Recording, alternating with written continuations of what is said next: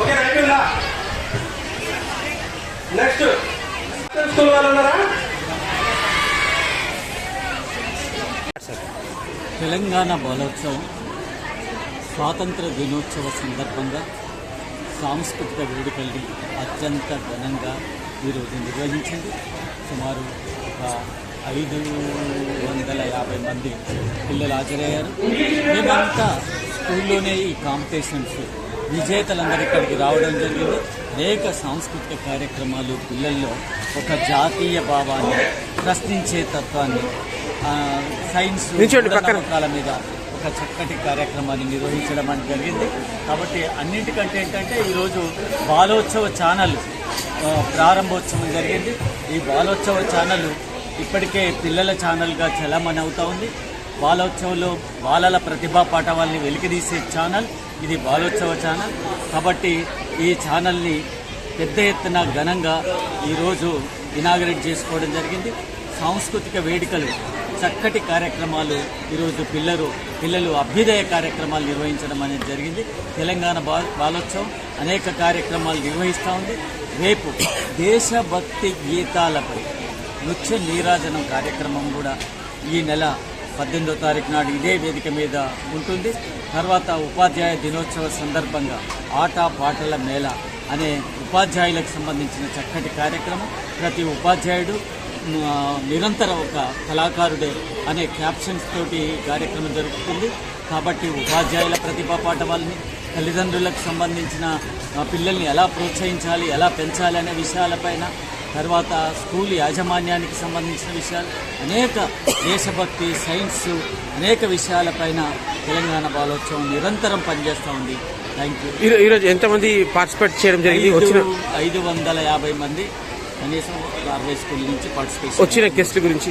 వచ్చిన గెస్ట్ ఈరోజు ప్రోగ్రామ్ లో పార్టిసిపేట్ చేసిన ఈరోజు సీఎం సంబంధించిన సిపిఆర్ఓ అయోధ్య రెడ్డి గారు రావడం అనేది జరిగింది. తర్వాత చొక్కాపు పిల్లల నేస్తం, పిల్లలకు సంబంధించిన అనేక కార్యక్రమాలు నిర్వహించే చొక్కాపు వెంకటరమణ గారు కూడా పాల్గొనడం జరిగింది. తెలంగాణ బాలోత్సవ కమిటీ ఇక్కడ కార్యక్రమంలో పాల్గొన్నారు. సూపర్.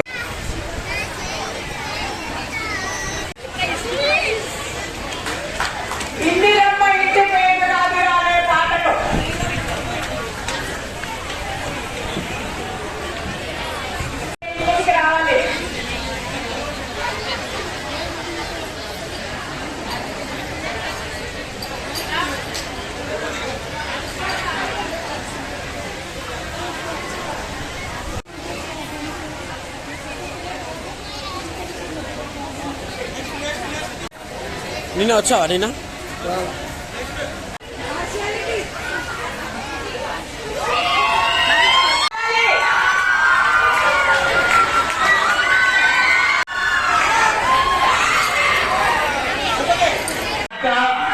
ఉండాల్సిందిగా విజ్ఞప్తి చేస్తున్నాం.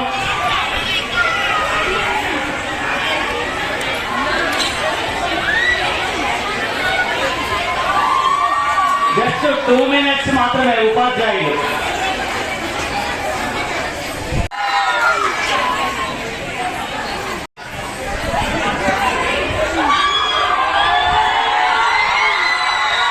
ఇక్కడే ఉన్నాం.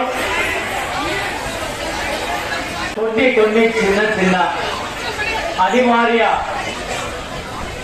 తప్పిదాలు, అనివార్య పొరపాట్లు జరిగి ఉండవచ్చు. కొంతమంది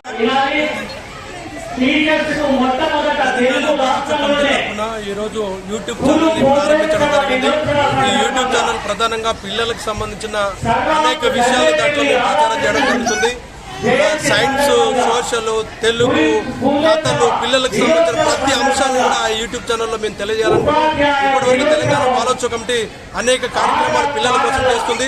ప్రధానంగా తెలంగాణ బాలోత్సవ ప్రధాన ఏము సైన్స్ టెంపర్మెంట్ పెంచడం అనేది లక్ష్యంగా ఉంటుంది.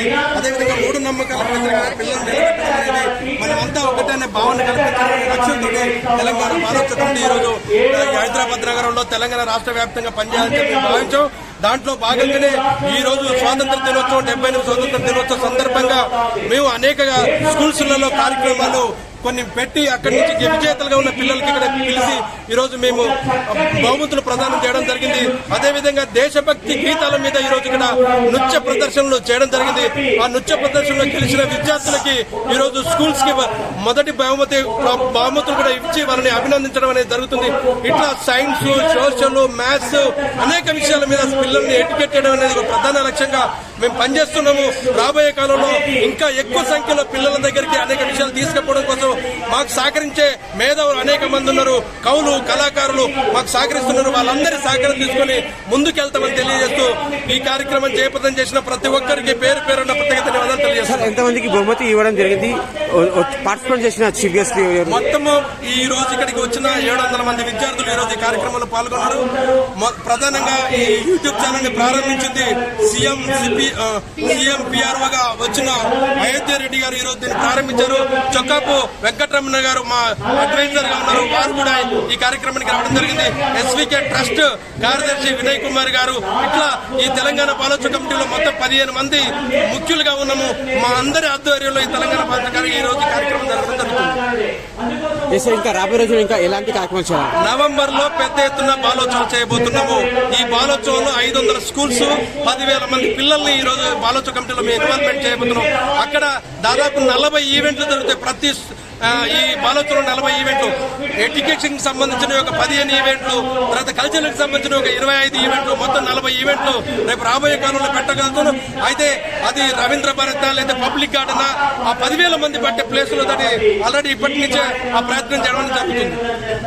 సార్, ఈ రోజు ఇంత గ్రాండ్ సక్సెస్ అయింది ప్రోగ్రామ్, ఏ రకంగా ఫీల్ అవుతున్నారు? పిల్లల యొక్క సహకారం, స్కూల్ యాజమాన్యాల సహకారం, మా బాలోత్సవ కమిటీ సభ్యుల సహకారంతో పెద్ద ఎత్తున ఈ కార్యక్రమం జరిగింది. బాగా సంతోషంగా ఉంది. కార్యక్రమాన్ని ఇంకా విస్తృతంగా ప్రజలకు తీసుకెళ్లడం కోసం, చైతన్యం చేయడం కోసం మా బాలోత్సవ కమిటీ పనిచేస్తుంది. Thank you sir. Sir, madam మీరు కూడా 2 మాటలు చెప్పచ్చు.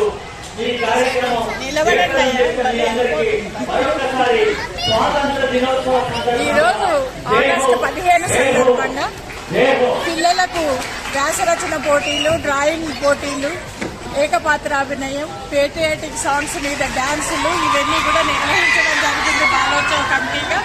దీనికి దాదాపు 20-25 స్కూల్స్ నుంచి పిల్లలు హాజరయ్యారు.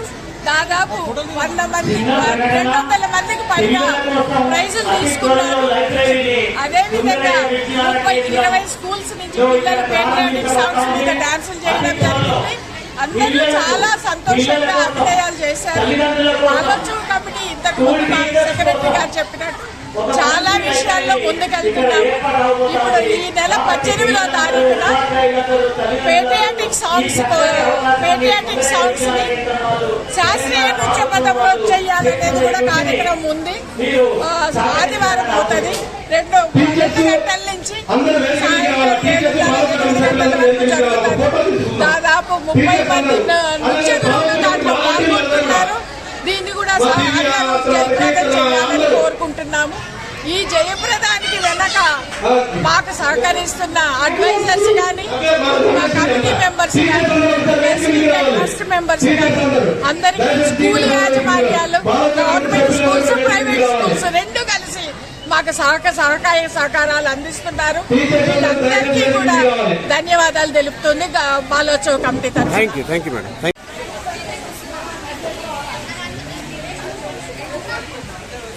జిందాబాద్ జిందాబాద్ తెలంగాణ బాలోత్సవ కమిటీ. ఒకసారి తెలంగాణ